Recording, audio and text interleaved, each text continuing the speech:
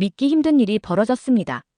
미 육군 공병대 출신의 세계은행 인프라 전략 자문관, 전 세계 47개국의 고속도로철도 건설 현장을 직접 지휘해온 박사가 한국을 다녀간 뒤 한 인터뷰에서 울먹이며 이렇게 말했습니다.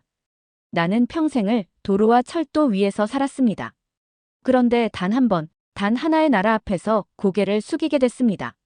전차가 쓸고 지나간 전장을 버텼던 그가 어째서 한 나라의 도로 하나를 보고 손을 떨며 눈물을 흘렸을까요? 그가 목격한 건 인프라가 아니었습니다. 한 민족이 맨손으로 땅을 뚫고 자기 힘으로 길을 만들고 그 길 위에 나라를 세워 올린 기적이었다고 합니다. 대체 무슨 사연인지 오늘 사연 바로 시작하겠습니다. 저는 존 알더슨입니다. 미 육군 공병대 출신으로 지금은 세계은행 산하인프라 전략 자문단에서 활동하고 있죠. 도로나 철도, 항만 같은 사회 기반 시설을 연구하고 평가해온 지도 벌써 35년이 넘었습니다.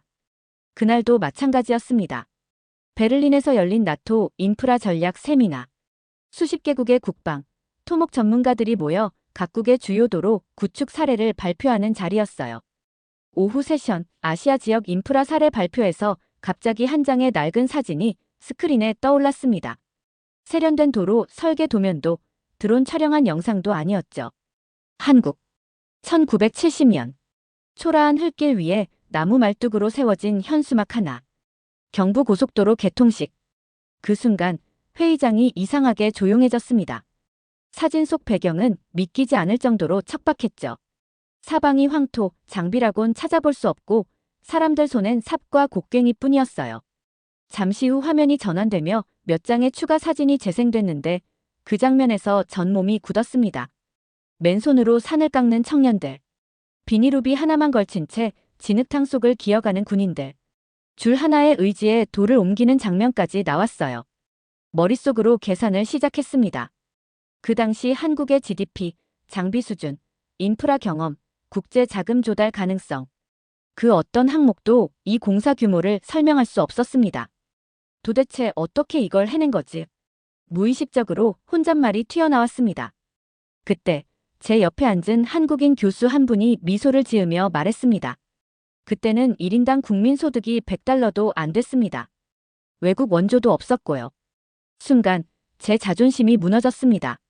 우리는 언제나 프로젝트 시작 전에 예산을 따지고 장비 조건을 보고 국제 차관을 고려합니다. 그런데 그들은 아무것도 없이 그냥 시작했다는 겁니다. 그때부터였습니다. 경부고속도로라는 이름이 단지 도로가 아니라는 걸 느끼기 시작했어요. 그건 하나의 거대한 정신적 상징, 집단적 투쟁의 흔적, 그리고 국가 재건의 뼈대 같았습니다. 그 이후로 제 시선은 그 사진들에서 떠나지 않았습니다. 아우토반, 신칸센, 중국 고속철도보다도 더 강렬하게 제 뇌리에 박혔던 건 기술이 아닌 결연한 표정의 맨손들이었죠. 세계 어디에서도 본 적 없는 풍경이었지만 확신했습니다. 이건 단순한 인프라 사례가 아니다. 그날 이후 결심했습니다. 한국에 직접 가보지 않고는 도저히 이 의문을 풀 수 없다. 도대체 어떻게 그들은 불가능을 가능으로 바꾼 걸까? 비행기에서 내려 서울에 도착하자마자 렌터카를 빌려 도로에 올랐습니다. 목적지는 부산. 하지만 그보다 중요한 건 그들이 만든 도로의 심장을 직접 느껴보는 것이었죠. 출발한 지 얼마 지나지 않아 말문을 잃었습니다. 도로는 단순히 반듯하고 넓은 길이 아니었어요. 산맥을 가르고 강을 뛰어넘으며 도시와 도시를 꿰뚫고 있었죠. 그리고 그 위를 거침없이 달리는 화물트럭과 산업용 탱크로리들. 산업이라는 혈액이 핏줄을 타고 흘러가고 있었어요. 차를 몰고 서울을 벗어나 경부고속도로에 진입한 지 1시간쯤 되었을까? 처음으로 마주한 휴게소라는 표지판에 따라 잠시 정차했습니다. 이게 정말 고속도로 중간에 있는 공간이 맞나요? 넓은 주차장, 로컬 음식을 판매하는 깔끔한 푸드코트, 호텔 수준의 화장실, 카페, 매점, 편의점, 셀프 주유소, 심지어 강아지 놀이터까지 있었습니다. 유럽에서 수십 번을 정차했던 고속도로 정류소를 떠올렸습니다. 찌든 커피 자판기, 불쾌한 냄새, 잠긴 화장실. 거기서 제가 경험했던 도로 위 휴식이란 말 그대로 잠시 버티는 공간이었죠. 그런데 한국의 휴게소는 달랐습니다. 그건 단지 쉬는 곳이 아니라 국민을 존중하는 공간이었습니다. 도로를 깐 것도 대단했지만 그 도로 위에 존재하는 이 디테일한 배려는 도저히 설명이 안 됐어요. 잠시 앉아서 식사를 하며 천장을 올려다봤을 때 문득 이런 생각이 들었습니다. 한국은 도로를 깔 때 아스팔트만 놓은 게 아니었구나. 그들은 국민의 삶과 감정을 도로 위에 함께 설계했던 거였어. 이동을 위한 공간이 아니라 이동 중에도 국민이 존중받는 공간. 그리고 바로 그 순간 머릿속을 스치는 질문이 있었습니다. 도대체 이 도로는 어떻게 만들어졌지? 더 알고 싶어졌습니다. 왜냐면 이 정도로 정교한 배려가 깔린 도로라면 그 뿌리는 도저히 평범할 수 없다는 생각이 들었거든요. 식사를 마친 후 차 안에서 스마트폰을 켰습니다.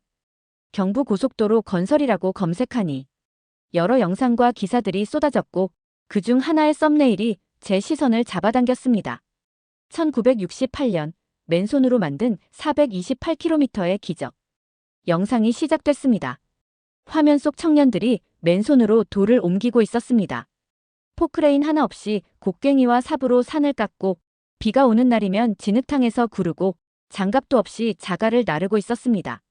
하지만 그들의 얼굴엔 좌절이 없었습니다. 오히려 다들 눈빛이 살아있었어요. 1968년 한국의 1인당 GDP는 겨우 $100 수준. 해외 차관도 거절당했고 장비는 턱없이 부족했습니다. 하지만 그 시절 박정희 대통령은 이렇게 말했습니다. 도로가 핏줄이다. 산업이 피를 타고 흐르려면 도로가 있어야 한다. 그 말 한마디가 428km, 서울과 부산을 잇는 전쟁 같은 공사의 시작이었어요. 한국은 할 수 있는가를 고민하지 않았습니다. 해야만 한다는 각오로 달렸습니다. 미국이나 유럽은 언제나 프로젝트를 시작하기 전 조건부터 따졌습니다. 자금 조달은 충분한가? 기술 수준은 어떤가? 수익성은 있는가? 그게 인프라 계획의 기본이었죠. 그런데 한국은 조건을 따지지 않았습니다. 그들은 단 하나의 목표만을 붙들고 있었습니다. 국민이 더 이상 배고프지 않게 하겠다. 그 목표 하나로 온 나라가 움직였고 심지어 국군 공병대까지 투입돼 전역이 아닌 건설로 조국에 복무했습니다. 경부고속도로는 산업화의 척추였고 국가 전체의 동맥이었으며 당시 청년들과 가족들의 땀, 눈물, 희망이 한 덩어리로 굳어진 결과물. 점점 감정이 차올랐습니다. 한국 방문 하루 만에 도로 위에 놓인 아스팔트가 아니라 그 아래 깔린 의지를 보고 있었던 겁니다. 이게 진짜였구나. 지도자는 결단했고 국민은 곡괭이를 들었고 군인은 전쟁이 아닌 건설로 조국에 복무한다. 이건 한 나라가 스스로를 구하기 위해 만들어낸 생존의 핏줄이었습니다. 경부고속도로를 달리며 느꼈던 전율이 채 가시기도 전 또 하나의 의문을 품게 되었습니다. 그렇다면 철도는 어땠을까? 도로가 산업의 핏줄이었다면 철도는 그 피가 실제로 흘러가야 할 관이었을 테니까요. 곧장 경부선 철도 근처로 향했습니다. 서울역에서 대구, 그리고 부산까지 이어지는 예철도 노선을 따라 이동하며 가능한 한 오래된 구간들을 도보로 직접 밟아봤습니다. 낡은 침목 위로 흙먼지가 쌓여 있었고 일부 구간은 아직도 전차선 교체 공사 중이었어요. 그런데 이상했습니다. 저는 선로를 따라 걸을수록 뭔가 묘한 감정이 밀려오기 시작했습니다. 그건 노스텔지어도 아니었고 관광객의 감탄도 아니었습니다. 마치 이 철도 위에는 아직 떠나지 못한 수많은 이들의 기억이 남아있는 것 같았어요. 복선화 작업 당시 수많은 기록들이 존재했죠. 1970년대 초 대한민국은 급속한 산업화를 위해 경부선 철도 복선화라는 초대형 프로젝트를 동시에 진행했습니다. 기존의 단선 철로를 두 줄로 넓히고 열차 통행량을 2배 이상 늘리기 위한 계획이었죠.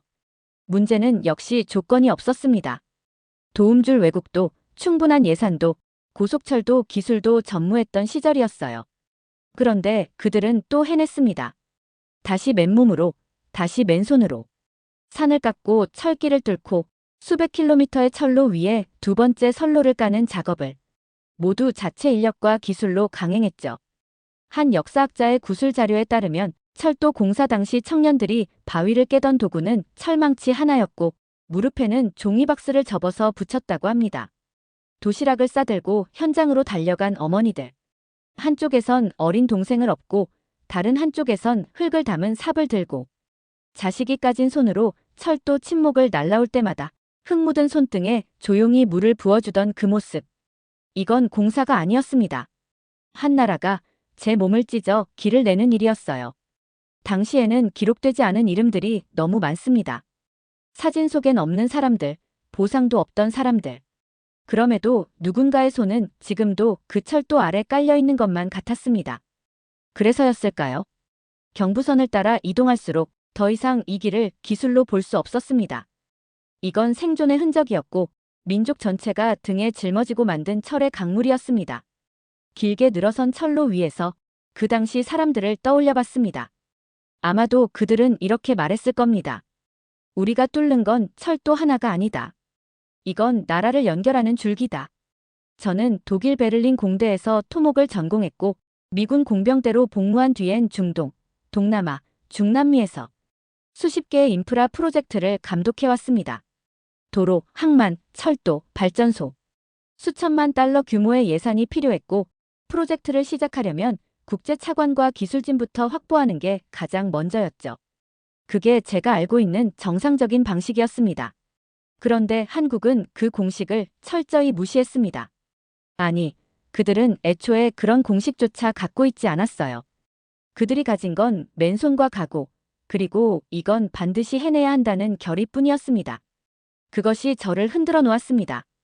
서울로 돌아가는 길, 저는 차 안에서 독일의 아우토반 사례 보고서를 꺼내 다시 읽었습니다. 국가 주도로 설계된 이 도로망은 1930년대 히틀러 정권 아래에서 총동원령으로 시작된 사업이었죠. 일본의 신칸센은요. 정부의 막대한 재정 지원과 세계 최고 수준의 기술진, 그리고 미국의 군사적 영향력까지 동원돼 설계되었습니다. 중국의 고속도로요. 수천억 위안의 예산이 국가계획경제로 강제 투입되었고 수백만의 농촌 인구가 토지 수용으로 강제로 이주했죠. 모두 강력한 권력과 자본, 조직된 국가 시스템이 만들어낸 결과물들입니다. 다른 말로 하면 조건이 완벽했기 때문에 가능한 일들이었어요. 그런데 한국은 1960년대 말 국민 대다수가 배골코, 군인 월급이 쌀 한 가마에도 못 미치던 시절. 그때 그들은 이렇게 말했습니다. 이 길을 못 갈면 우리나라 공장은 물건을 실어 나르지 못한다. 물건을 못 실으면 수출이 안 된다. 수출이 안 되면 우리는 굶는다. 너무 단순한 논리 아니냐고요? 그 단순함 속에 모든 본질이 담겨 있었습니다. 왜 우리는 늘 외국 자본을 먼저 떠올릴까? 왜 우리는 조건부터 따질까? 도대체 왜 결과보다 절차에 집착하게 되었을까? 한국은 달랐습니다. 그들은 애초에 조건을 따질 수 없었던 사람들이었습니다. 그래서 그냥 조건을 무시하고 결과만 바라봤습니다. 국민이 배고프지 않게 하겠다. 그 목표 하나로 지도자는 결단했고 국민은 삽을 들었으며 군인은 공사장에 투입됐고 학생은 도로 가장자리에 돌을 주었습니다. 나라 전체가 공사장이 됐습니다. 그 누구도 불평하지 않았고 그 누구도 먼저 나서 자랑하지도 않았죠. 그 정신이 이해되지 않았습니다. 아니, 이해는 됐지만 감당이 되지 않았습니다. 그날 밤 숙소에서 경부고속도로 전 구간을 위성지도로 다시 훑어봤습니다. 그건 절대 도로가 아니었습니다. 그건 이 민족이 스스로 만들어낸 생존의 길이자 미래를 향한 사선이었습니다. 저는 베트남전 참전 당시 공병부대 소속으로 다리를 놓았고 진지를 구축했고 적의 장애물을 해체했죠. 그 현장은 늘 생존과 맞닿아 있었습니다. 하지만 한국의 도로 공사 현장을 보면서 더 큰 충격을 받았습니다. 도심 외곽에 보존된 경부고속도로 초창기 공사 구간을 찾았을 때였습니다.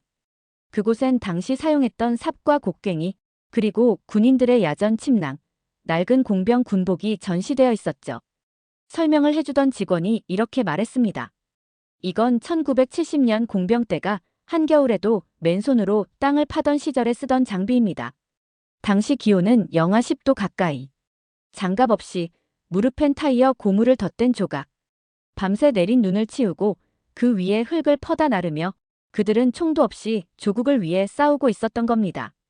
당시 경부고속도로의 공사 일정은 미친 수준이었습니다. 1970년 7월 7일 개통. 이 날짜를 지키기 위해 현장에선 하루 16시간 노동이 당연했고 주말이란 개념조차 없었다고 합니다. 누가 강제로 시켜서가 아니었습니다. 그들은 스스로를 전사처럼 여겼던 거죠. 가장 놀라운 장면은 지금도 남아있는 공사 기록 영상 속에서 나왔습니다. 눈보라가 치는 어느 산비탈에서 병사 한 명이 삽질을 하다가 손가락을 동상으로 잃었는데도 지금 빼면 공사가 늦어진다며 한참을 더 일했다는 이야기. 그 순간 그 어떤 전장의 기억보다 더 무거운 침묵에 빠졌습니다. 미군 공병대는 최첨단 장비와 항공 지원, 위성 위치 정보까지 지원받습니다. 하지만 이들은 지도 한 장 없이, 장비 하나 없이 나라를 살리겠다는 말만 붙잡고 있었습니다. 현장에 계셨던 은퇴 공병 출신 어르신 한 분을 우연히 만났습니다. 저는 그분께 여쭤봤어요. 당시 그렇게까지 고생하실 이유가 있었습니까? 그분이 웃으시며 이렇게 대답하셨습니다. 그땐 우리가 도로를 까는 게 아니라 나라를 되살리고 있다고 믿었어요. 삽이 아니라 국기를 들고 있는 기분이었죠. 전쟁터에서 총을 든 군인도 위대하지만 아무 무기도 없이 삽 하나로 국가를 지켜낸 이들도 똑같이, 아니 어쩌면 더 강한 전사들이었습니다. 그들은 무너지지 않았습니다. 누가 알아주든 말든 역사책에 나오든 말든 그저 조국을 위해. 그 정신은 지금껏 제가 본 그 어떤 전투의지보다 더 강했고 더 깊었고 더 숭고했습니다. 길들이 완공되기 전 한국은 마치 몸의 말초만 발달된 상태였죠. 공장은 부산에 있고 자재는 서울에 있고 항구는 따로 놀았고 중간에 연결이 단절돼 있으니 몸 전체가 순환을 못하던 겁니다. 하지만 도로가 개통되자 정말 말 그대로 피가 흐르기 시작했습니다. 화물차가 끊임없이 움직이고 열차가 물자를 실어 나르며 그동안 흩어져 있던 한국 산업의 기관들이 유기적으로 연결되기 시작했어요. 산업부 통계를 확인했고 곧장 현장으로 향했습니다. 포항, 구미, 울산. 이 세 도시는 경부고속도로가 아니었으면 아마 세계 지도에 존재하지 않았을지도 모릅니다. 하지만 지금은 한국 제조업의 심장, 세계 경제의 한 축을 떠받치고 있죠. 포항에서는 제철소 굴뚝이 하늘을 찔렀고 구미에선 반도체 라인이 24시간 돌아가고 있었고 울산에서는 거대한 유조선이 막 건조되고 있었습니다. 그 모든 산업은 바로 그 도로 위를 타고 움직이고 있었습니다. 현장에서 만난 한 화물 기사님이 했던 말이 아직도 생생합니다. 예전엔 부산에서 서울까지 물건 옮기려면 며칠씩 걸렸어요. 도로가 생기고 나선요. 다음 날 바로 배송합니다. 그게 나라를 바꿨어요. 그 한 문장이 모든 걸 설명해 주었습니다. 한국의 산업화라는 단어 뒤에는 반드시 이 경부고속도로가 있어야 한다는 사실을요. 도로가 깔린 이후 수출 물류비는 급감했고 공장 이전은 폭증했으며 수도권과 지방을 잇는 실질적 경제 루트가 구축됐습니다. 그리고 그 모든 흐름이 단 하나의 통로, 경부고속도로라는 핏줄을 타고 흘러가고 있었죠. 서울에서 포항까지 이동하며 저는 과거의 도로 사진과 지금의 풍경을 번갈아 보았습니다. 같은 위치인데도 전혀 다른 세상이었어요. 황토밭과 논이 있던 자리에 지금은 세계 최고의 용광로가 돌아가고 있고 돌을 나르던 아이들이 걷던 길 위엔 지금은 세계를 움직이는 부품들이 실려 나가고 있었습니다. 그리고 문득 이런 생각이 들었습니다. 이 길을 만든 사람들은 이 도로 위에서 자신이 만든 나라를 달리는 후손들을 상상했을까? 포항에서 울산으로 이동하는 길이었습니다. 경부고속도로를 따라 달리며 공장지대를 지나던 중 저는 도로 위의 한 줄의 선에 시선이 붙잡혔습니다. 파란색이었습니다. 정확히는 중앙차선 옆에 붙어있는 넓고 길게 칠해진 파란 차선. 그리고 그 옆에는 글씨가 적혀 있었죠. 처음엔 무심코 지나쳤습니다. 그런데 계속 보이더군요. 주말임에도 일반 차량들이 그 선을 넘지 않았습니다. 너무 신기했어요. 외국의 대부분 도로는 흰색, 노란색이 기본이고 버스 전용 구간이라 해도 대부분은 표지판 한두 개로 끝나거든요. 그런데 한국은 도로 자체가 색으로 말을 하고 있었어요. 호기심이 생겼습니다. 이 색깔은 다른 데도 있을까? 그 후로 주행 중 내내 도로 바닥만 주시하게 됐습니다. 놀랍게도 곳곳에서 다른 색깔들이 속속 등장했습니다. 분기점 앞에는 흰색과 검은색의 곡선 유도선, 어린이 보호구역에는 굵고 진한 노란색 차선, 그리고 서울 시내에서 호텔 근처 지하 주차장을 이용하던 중 분홍색으로 칠해진 전용 주차구역을 발견했어요. 이건 뭐죠? 같이 있던 한국 지인이 웃으며 설명했습니다. 그건 여성 배려 주차장이라고 보면 됩니다. 그 말을 듣는 순간 전 운전대를 놓고 한참 동안 멍하게 있었습니다. 여성을 위해 주차장을 색칠해 놓는 나라, 태어나서 처음 듣는 개념이었습니다. 이 나라 사람들은 도로에 규칙만 새겨넣는 게 아니었습니다. 그 위에 철저한 배려와 존중, 그리고 감정을 함께 깔아두고 있었습니다. 색 하나에도 메시지가 있었고, 메시지 뒤엔 철학이 있었고, 철학 뒤엔 사람을 향한 마음이 있었어요. 이 나라는 도로, 바닥도 말을 건다. 국민을 위한 말 없는 안내판이다. 그렇게 느껴졌습니다. 그리고 이 나라의 도로가 산업과 경제를 연결하는 물리적 관이 아니라 국민 개개인의 일상까지 보살피는 사회적 혈관이라는 걸 깨달았습니다. 한 줄의 선에서 시작된 충격은 이 나라의 인프라에 대해 다시 생각하게 만들었습니다. 기술, 규모, 자금력. 그건 어디에나 있습니다. 하지만 이런 디테일, 이런 따뜻한 색깔은 이 나라밖에 할 수 없는 일이었습니다. 그날 밤 숙소로 돌아가서 메모장에 이렇게 적었습니다. 도로를 보면 그 나라가 보인다. 그런데 한국은 도로를 보면 사람이 보인다. 그리고 바로 다음 날 저는 이 나라가 기술만 수입한 게 아니라 결국 기술을 이긴 나라라는 걸 증명하는 또 하나의 현장을 향해 이동했습니다. 처음 접한 건 KTX 산천이라는 이름의 차량이었습니다. 프랑스에서 수입한 기술을 토대로 한국이 자체 개발에 성공한 모델이라더군요. 도입 초기에는 외국 기술 베끼기라는 비아냥도 있었다고 들었습니다. 하지만 지금은 한국의 고속철도는 국산 기술로 설계되고 제작되고 운영되고 있었습니다. 기술적 설명은 차치하더라도 어떻게 이런 나라가 불과 수십 년 만에 고속철도를 직접 만들 수 있었을까? 그리고 현장에 갔습니다. 철도시험연구원, 시운전기지, 경의선 정거장, 호남선 주행 시뮬레이터까지 하나하나 직접 확인했고 결국 무릎을 꿇을 수밖에 없었습니다. 기술 축적이 아니었어요. 수십 년간 쌓인 절박함과 희망의 집합체였습니다. 한국은 그동안 너무 많이 잃었고 너무 자주 무시당했으며 그래서 남이 만들어준 걸 가져다 쓰는 데에서 멈출 수 없었던 겁니다. 우린 우리 손으로 달려야 한다. 그 일념 하나로 한국은 기술을 수입한 게 아니라 그 안에 담긴 정신까지 삼켜버렸습니다. 처음 고속철도 프로젝트에 투입된 당시 한국 기술자들의 일기를 봤습니다. 프랑스 엔지니어들보다 2시간 먼저 출근해서 현장을 청소하고 하루 세 끼를 설계실에서 먹으며 영문 매뉴얼을 밤새도록 해독하던 기록들. 기술이 아니라 눈물을 삼키며 배운다. 배운다는 건 결국 견디는 것이다. 이게 바로 한국식 기술 습득의 방식이었습니다. 그들은 가르쳐주지 않는 걸 그냥 베끼지 않았습니다. 가르쳐주지 않아도 스스로 터득했고 알려주지 않아도 원리를 해부했습니다. 그렇게 만든 고속철도는 지금 한국의 심장을 종횡으로 달리고 있었어요. 서울에서 부산, 광주, 목포, 강릉까지. 어떤 구간은 시간당 305km로 달리고 있었죠. 하지만 그 속도보다 더 빠른 게 있었습니다. 바로 이 나라가 절망에서 일어서는 속도였습니다. 공사 초기의 기술 부족, 토질 문제, 진동 안정성 등 수십 가지 난관이 있었지만 그들은 한 번도 불가능하다는 말을 하지 않았습니다. 대신 이렇게 말했어요. 우린 해봐야 한다. 그것이야말로 한국 고속철도의 핵심 기술이라고 생각합니다. 불가능을 두드리는 망치. 그게 한국 고속철도의 엔진이었습니다. KTX 내부를 직접 탔을 때 의자는 편했고 소음은 적었고 승차감은 안정적이었습니다. 하지만 그보다 더 선명하게 다가온 건 그 철로를 밟으며 이 열차가 달려온 수천 킬로미터의 정신적 거리였습니다. 그건 산업화의 연장이 아니라 존엄의 회복이었고 민족 자존의 복원이었습니다. 경부고속도로, 경부선철도, 고속철도 KTX. 도시와 도시, 산업과 산업, 사람과 사람을 잇는 그 길 위엔 기술 이전의 정신이 있었고 속도 이전의 각오가 있었습니다. 저는 이제 압니다. 이 나라는 땅을 깐 게 아니었습니다. 이 나라는 땅을 뚫으며 역사를 되살리고 있었습니다.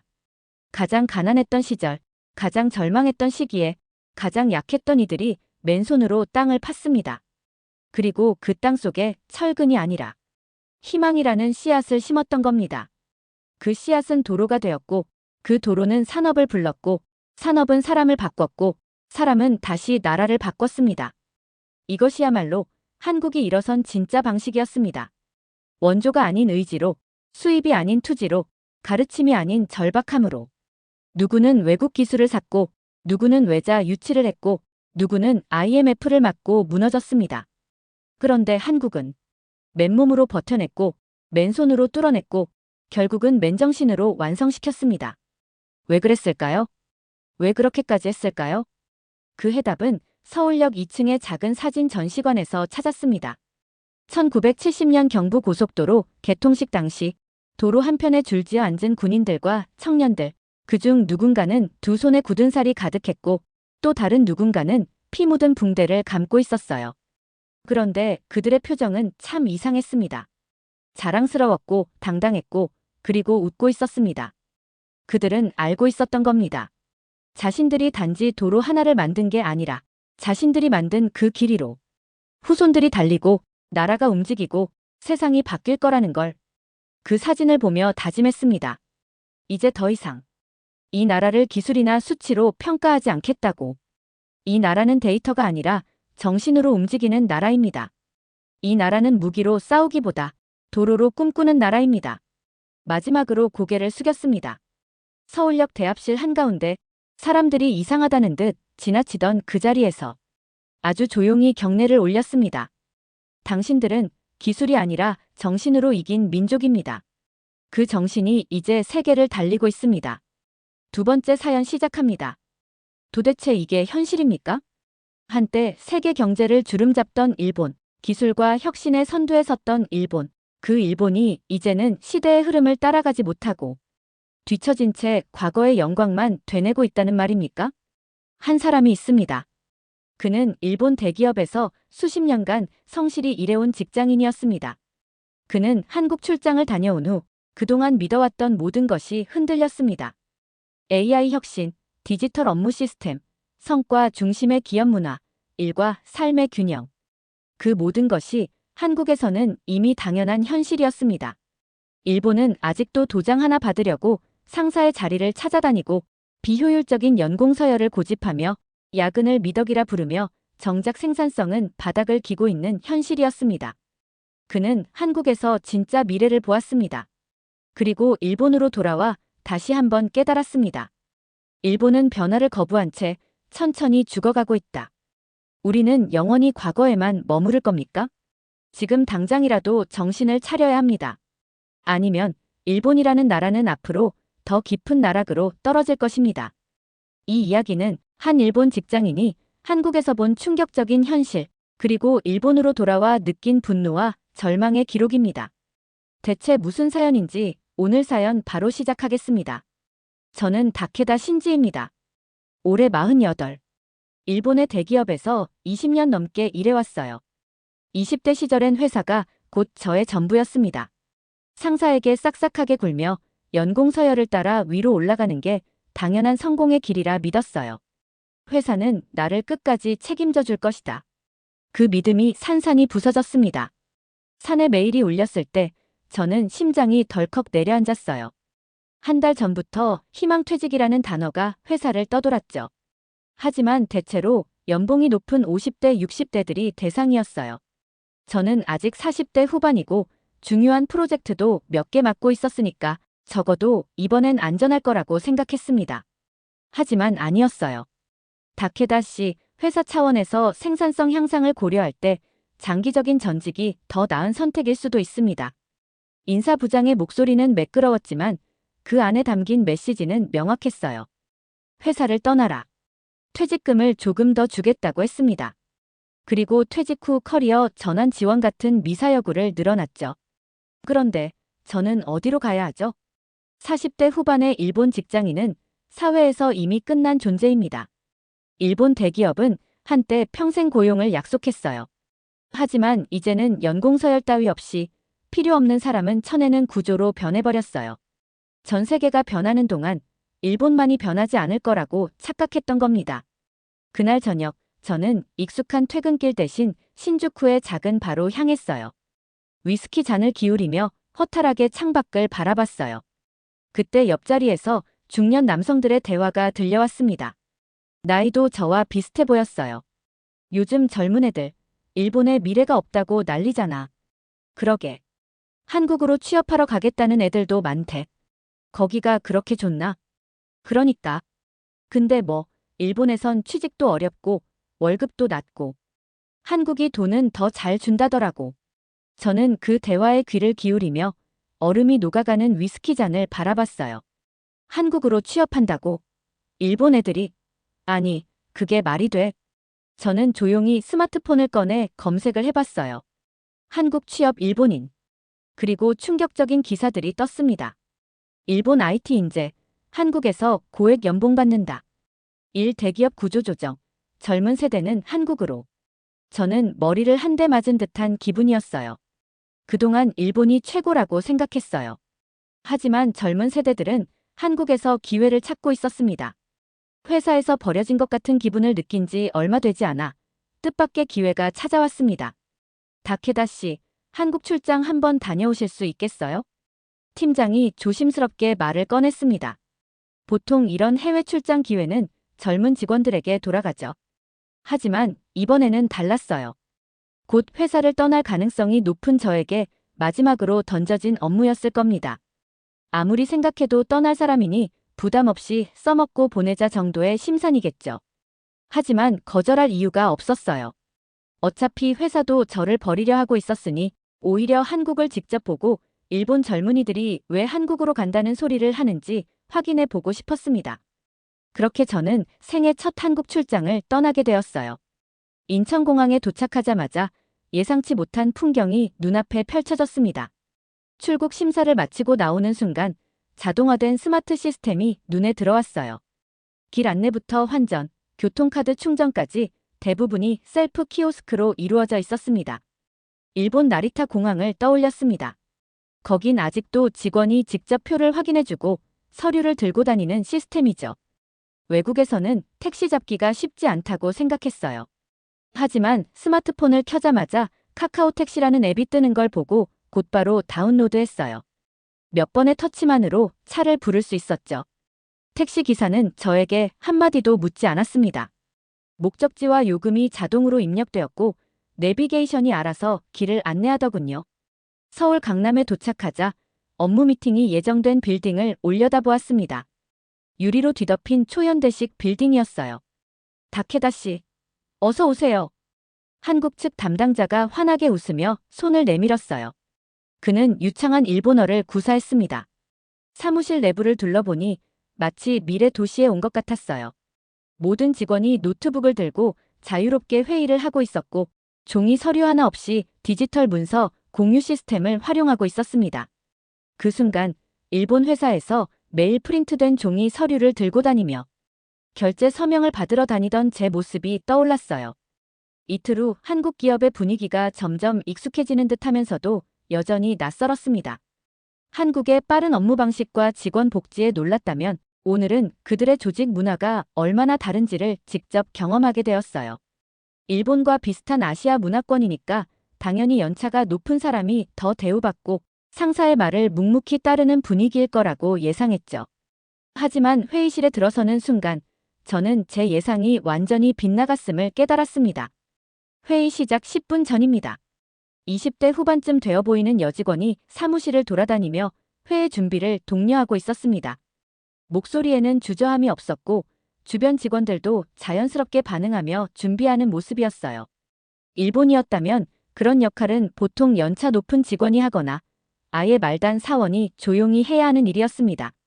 젊은 직원이 직접 회의 준비를 챙기고 심지어 아무렇지도 않게 동료들에게 안내하는 모습이 신기하면서도 낯설었어요.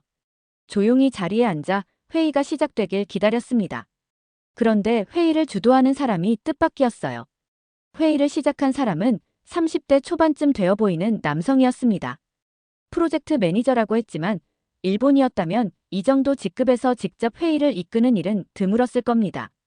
보통 일본 기업에서는 나이가 많은 간부급이 회의를 주도하죠. 그가 발표를 시작하자 직원들이 집중하기 시작했어요. 일본에서는 회의란 상사가 일방적으로 설명하는 자리인데 한국은 분위기가 완전히 달랐습니다. 이 부분은 효율성이 좀 떨어지지 않을까요? 저는 이 데이터를 AI 분석 시스템으로 개선하면 더 나을 것 같습니다. 젊은 직원들이 거리낌 없이 의견을 냈어요. 놀라운 점은 50대 상사조차 이를 가만히 듣고 피드백을 주며 토론을 이어간다는 것이었습니다. 일본에서는 절대 이런 분위기가 아닙니다. 젊은 직원이 상사에게 의견을 내는 일 자체가 드물고 설령 낸다고 해도 조금 더 생각해보고 이야기하도록 해 같은 모호한 반응이 돌아오죠. 즉, 실질적인 논의가 아니라 상사의 결정을 뒷받침하기 위한 자리인 경우가 많습니다. 그런데 한국에서는 젊은 직원도 당당하게 의견을 말하고 나이 많은 상사들도 이를 진지하게 검토하고 있었습니다. 자리를 지키며 조용히 회의를 지켜봤지만 속으로는 계속 일본과 비교하게 되었어요. 회의가 끝난 후 점심을 먹으러 사내 식당으로 이동했습니다. 다케다 씨, 오늘 점심은 여기서 드시면 됩니다. 메뉴는 다양하게 준비되어 있어요. 회사 내부에 이런 수준 높은 구내식당이 있다는 것도 놀라웠지만 직원들이 음식을 받으며 자연스럽게 대화를 나누는 모습이 더욱 인상적이었습니다. 그때 옆자리에서 한국 직원 2명이 대화를 나누고 있었어요. 이번에 다른 부서로 이동하신 분, AI 프로젝트 팀으로 갔다면서요? 네, 회사에서 관련 교육을 지원해줘서 준비했대요. 부서를 이동했다고. 그리고 AI 교육까지. 순간 귀가 쫑긋해졌습니다. 일본에서라면 한 번 맡은 업무는 거의 평생 해야 합니다. 업무 전환은커녕 새로운 기술을 배우는 기회도 거의 없어요. 점심을 먹고 돌아온 후 담당자에게 조심스럽게 질문을 던졌습니다. 혹시 한국에서는 직원들이 부서를 자주 이동하나요? 그는 자연스럽게 고개를 끄덕였습니다. 회사가 필요하면 직원을 재배치하기도 하고 직원이 원하는 경우 전직을 지원하기도 합니다. 저는 순간 멍해졌습니다. 일본에서는 한 번 직무에서 밀려나면 그냥 끝입니다. 재교육 기회도 없고 다른 부서로 이동하는 것도 쉽지 않죠. 그렇다 보니 마도기 오지상처럼 회사에 남아있어도 할 일이 없는 사람이 생기고 결국 구조조정 대상이 될 수밖에 없습니다. 일본이 한국보다 경제 규모가 크다고 하지만 정작 기업 문화에서는 이렇게 차이가 나고 있었습니다. 회사에서 배척당한 기분이 들어 답답했던 지난 몇 달이 떠올랐어요. 만약 일본도 한국처럼 신기술 교육을 제공하고 부서 이동 기회를 줬다면 저도 구조조정 대상자가 아니라 새롭게 일할 기회를 얻을 수 있었을까요? 생각할수록 한숨이 나왔습니다. 한국에서 본 모든 것이 점점 더 일본의 현실을 적나라하게 드러내고 있었습니다. 아침 출근길, 호텔에서 내려와 강남 도심을 걸었습니다. 사방에서 젊은 사람들이 분주히 움직이고 있었어요. 출근하는 사람들, 카페에서 노트북을 두드리는 청년들, 거리에서 스마트폰을 보며 회의하는 직장인들. 한국 젊은이들은 참 바쁘게 사는군요. 그런데 단순히 바빠 보이는 것이 아니었습니다. 그들의 표정에는 자신감과 활기가 넘쳐 보였어요. 일본에서는 최근 젊은이들 사이에서 불안감이 커지고 있습니다. 경제 불황, 구조조정, 낮은 임금, 그리고 정체된 사회 분위기까지. 아무리 노력해도 삶이 나아지지 않는다는 생각을 하는 사람들이 늘어나고 있죠. 하지만 한국에서는 달랐습니다. 사람들이 기회를 찾으려고 움직이고 변화를 두려워하지 않는 분위기가 느껴졌어요. 오늘은 반도체 관련 미팅이 있습니다. 한국 측 담당자가 그렇게 말했을 때 저는 잠시 생각에 잠겼습니다. 반도체라면 요즘 일본에서도 TSMC의 큐슈 공장 투자로 떠들썩하죠. 지난 몇 년간 일본의 전자반도체 산업이 급격히 쇠퇴했지만 TSMC의 투자가 결정되면서 큐슈 지역은 다시 활기를 되찾고 있습니다. 최근 큐슈에서 일어난 변화는 일본 경제 뉴스에서도 자주 다뤄지고 있었어요. TSMC 진출로 큐슈 경제 부활. 젊은 인재들 몰려든다. 반도체 특화 지역으로 다시 태어난 구마모토. 일본 경제 제도약의 신호탄. 한때 일본의 젊은이들은 일자리를 찾아 도쿄나 오사카로 떠났지만 이제는 큐슈에서 미래를 찾겠다며 돌아오는 사람들이 생겼다는 기사도 읽은 적이 있었어요. 솔직히 말하면 큐슈의 변화는 일본 입장에서 굉장히 반가운 소식이었습니다.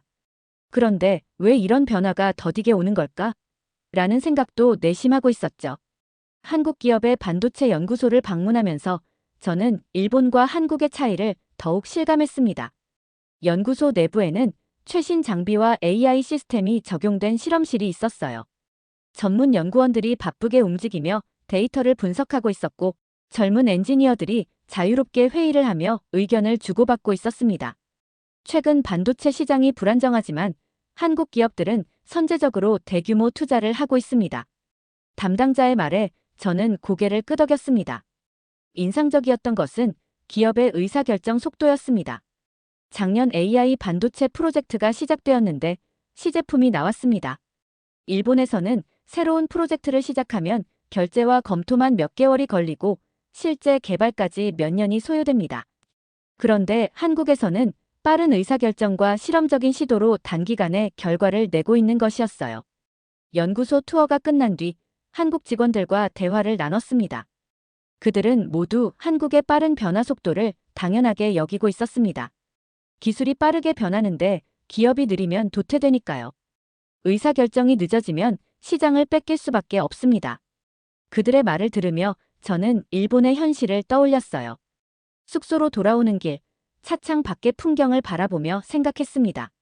TSMC의 큐슈 공장 투자로 인해 일본이 반도체 산업을 다시 일으키려고 하지만 과연 이 속도로 한국을 따라잡을 수 있을까? 큐슈의 반도체 공장도 언론에서는 크게 다루고 있지만 사실상 일본이 스스로 반도체 산업을 키우는 것이 아니라 대만 기업이 들어와서 키우고 있는 것이죠. 그 차이가 너무도 크게 느껴졌습니다.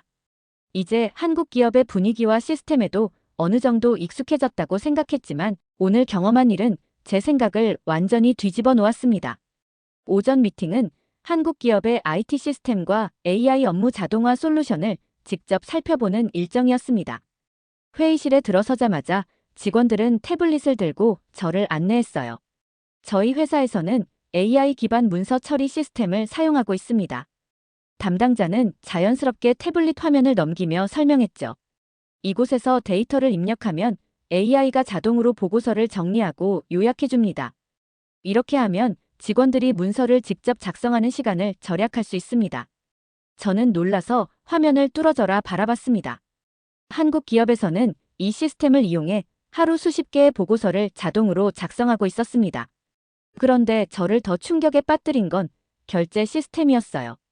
이 보고서는 자동으로 상사에게 전달되고 모바일 앱을 통해 바로 승인받을 수 있습니다. 설명을 듣자마자 저는 헛웃음이 나왔어요. 일본에서는 여전히 종이 서류를 직접 출력해서 상사의 도장을 받아야 하거든요.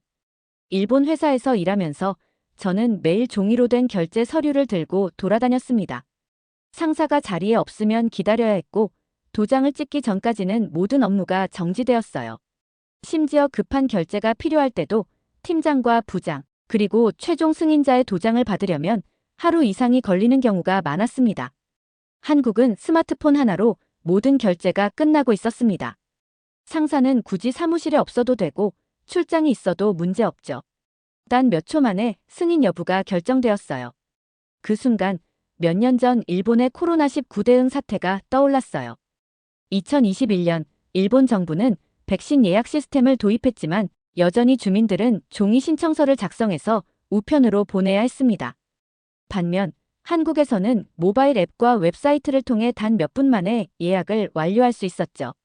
그때도 일본의 행정이 얼마나 뒤처졌는지를 깨달았지만 오늘 직접 한국 기업의 IT 시스템을 보니 더 절망적인 기분이 들었습니다. 점심을 먹고 돌아온 후 한국 기업의 AI 데이터 분석 시스템을 시연하는 시간이 있었습니다. 담당자가 시범을 보이며 말했어요. 기존 방식대로라면 직원이 데이터를 분석하고 보고서를 작성하는데 하루 이상 걸릴 겁니다. 하지만 AI를 활용하면 단 몇 분이면 충분합니다. 화면을 보니 AI가 실시간으로 방대한 데이터를 분석하고 있었어요. 몇 번의 클릭만으로 그래프와 표가 자동 생성되었고 필요한 핵심 내용만 깔끔하게 정리되었어요. 시연이 끝난 후 저는 담당자에게 물었습니다. 이런 AI 시스템이 일반 기업에서도 널리 사용되고 있나요?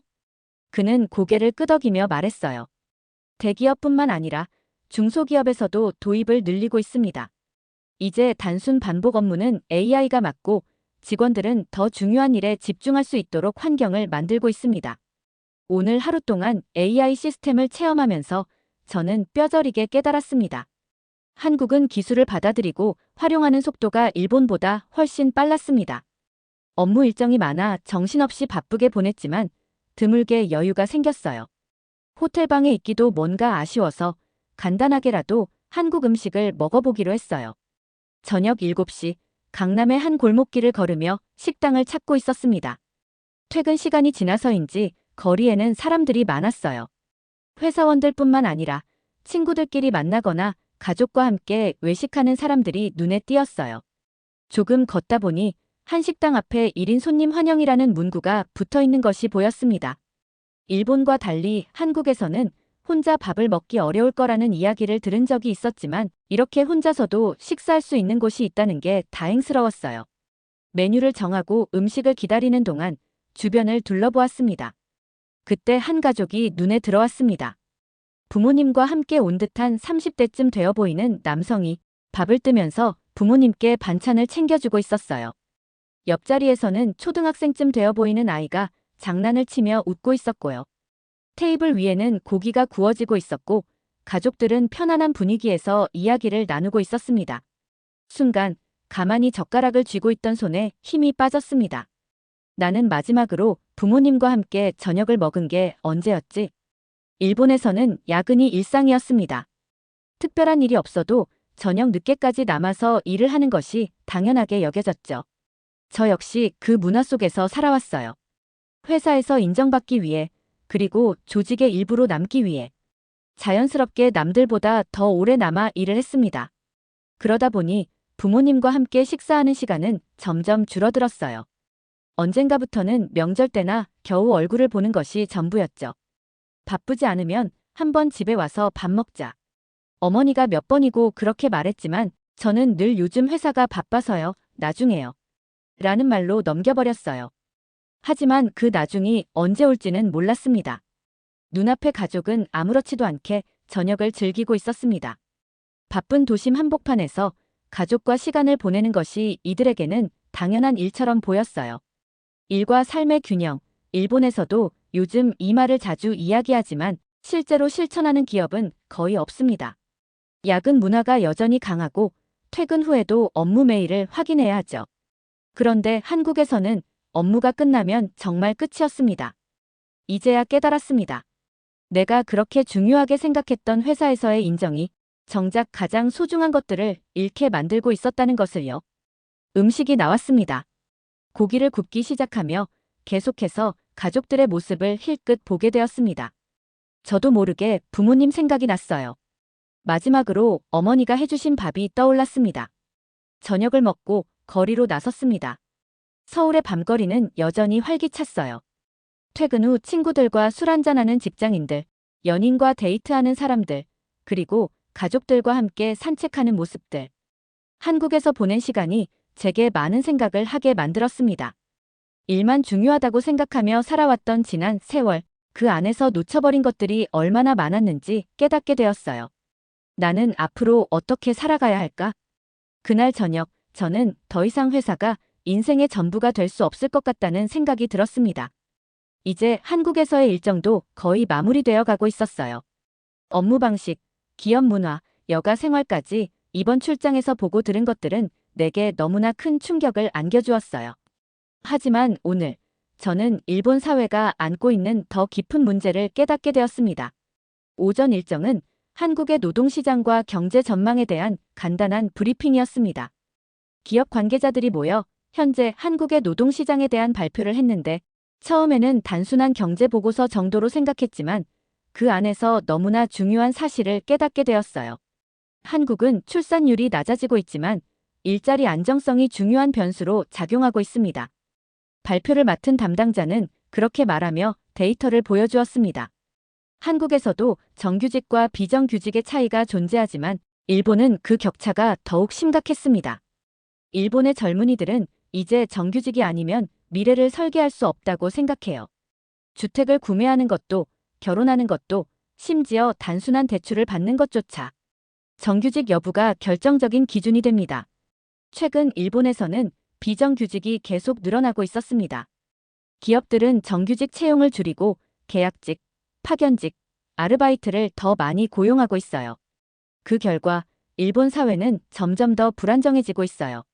출산율은 계속해서 떨어지고 있고 미래를 계획할 수 없는 사람들이 늘어나면서 사회 전체가 위축되고 있는 상황이었어요. 그런데 한국의 상황을 보니 일본과는 조금 달랐습니다.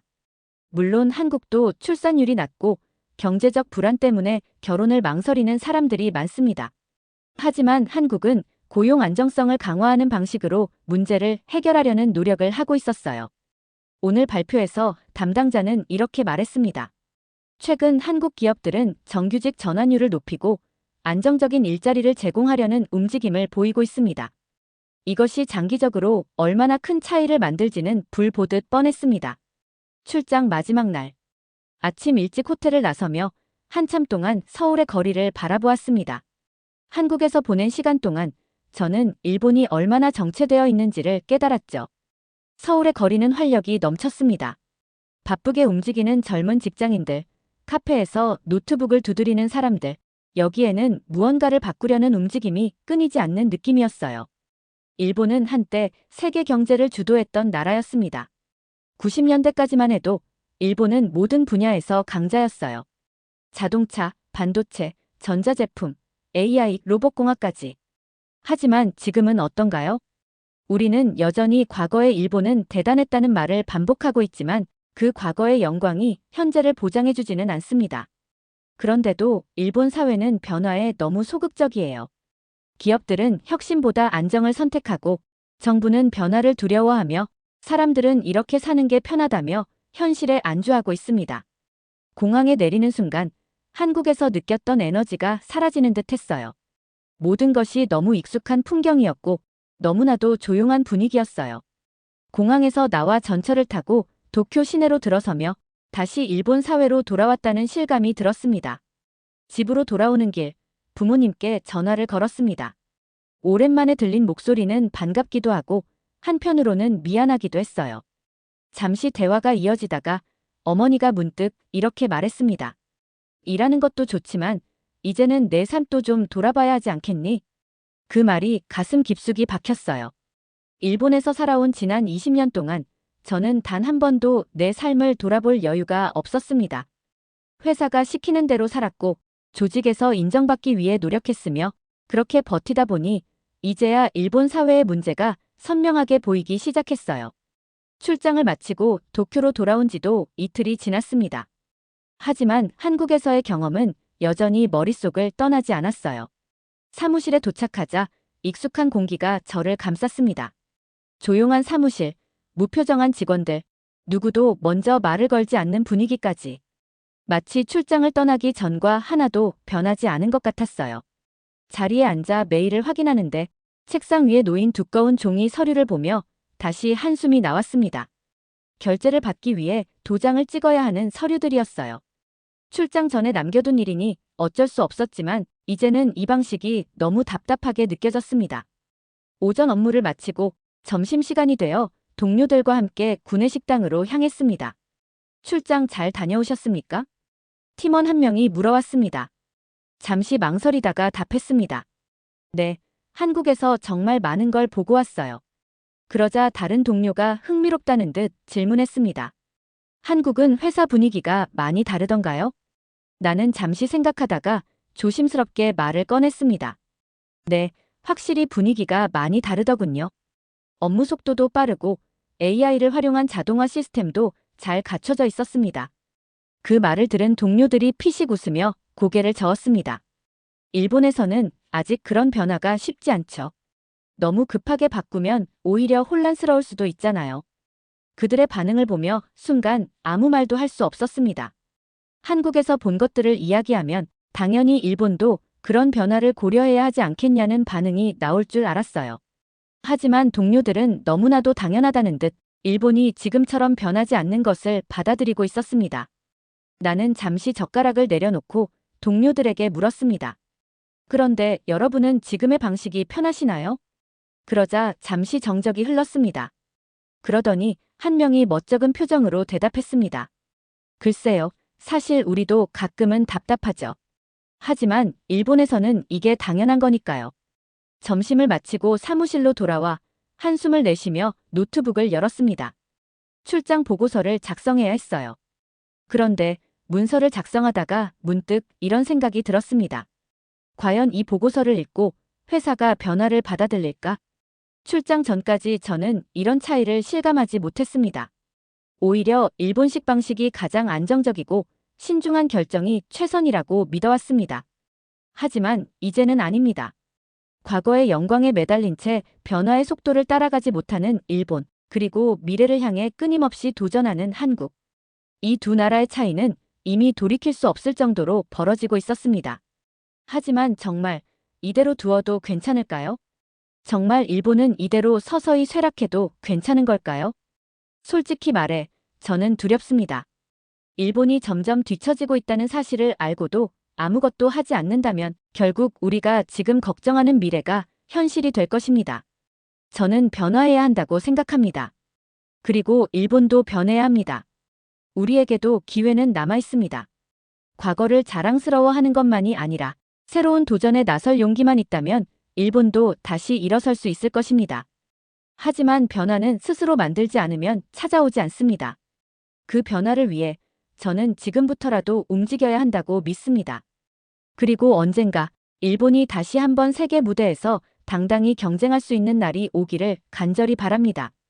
오늘 사연이 재미있으셨다면 구독과 좋아요, 알림 설정까지 부탁드립니다. 더 재미있는 사연으로 돌아오겠습니다. 이상 감동탐험이었습니다.